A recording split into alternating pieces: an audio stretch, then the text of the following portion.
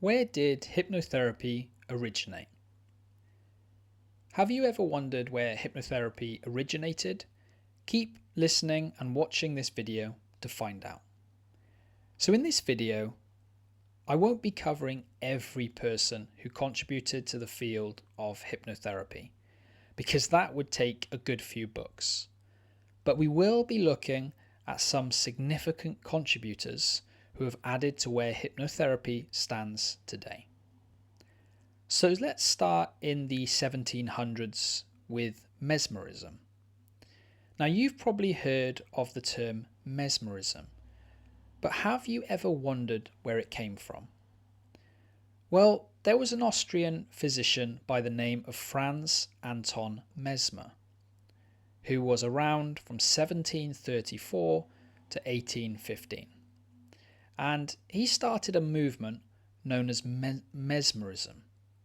Mesmer believed that he could positively affect the fluid that was flowing through a patient's body. He suspected that by removing blockages in the flow, he could help the patient to recover from emotional or physical disease. He went on to name this phenomenon animal magnetism. Let's move on to the 1800s, and we've got a person called James Braid. And Braid was a Scottish surgeon, and he was around 1795 to 1860. Some people refer to him as the father of hypnosis. And he introduced the term hypnosis after becoming involved with animal magnetism for a short period of time. And his interest began after watching a performance by Charles Lafontaine, who was a Swiss magnetic demonstrator.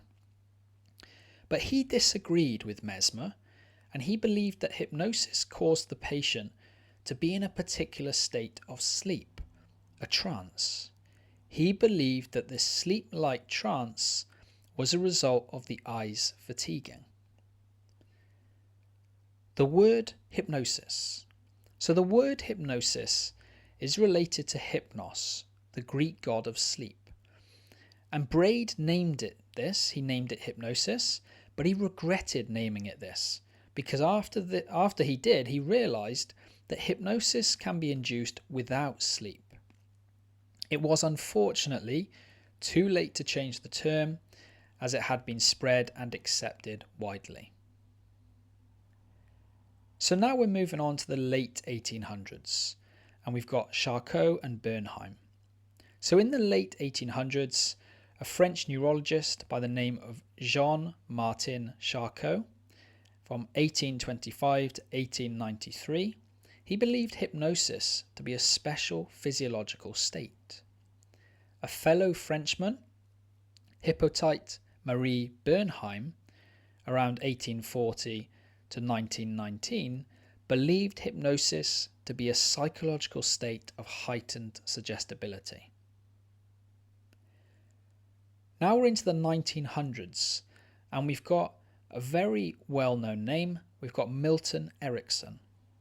So the psychiatrist Milton Erickson, who was around from 1901 to 1980, was the founder of the American Society for Clinical Hypnosis.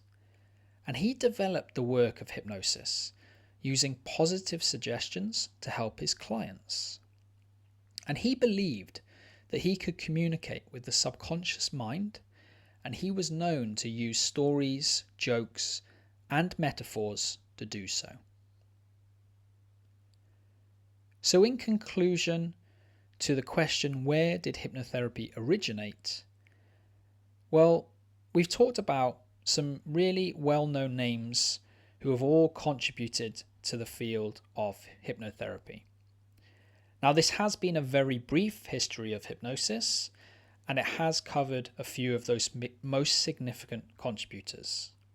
And it's likely that you've heard of at least one of these names. If not, at least you'll now know where the word mesmerize comes from, obviously from Franz Anton Mesmer, and hopefully you'll understand a bit more about the history of hypnotherapy. Ready to take the next step? Are you ready to explore how hypnotherapy can help you to achieve lasting change? If so, click the link in the description to book your free, no obligation initial consultation with me today. Not quite ready for a consultation? Subscribe to my newsletter and receive free hypnotherapy soundtracks to ease anxiety and help you sleep at night. You'll also receive my monthly newsletter containing lots of free tips and useful information, and of course, no spam ever. Click the link in the description to sign up and get your free soundtracks. Still have questions about hypnotherapy or my services? Find answers to common questions on my FAQ page.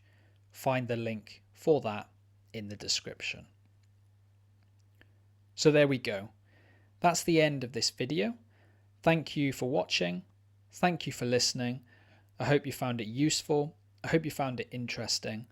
And I'll look forward to seeing you in another one very, very soon. Thank you and goodbye.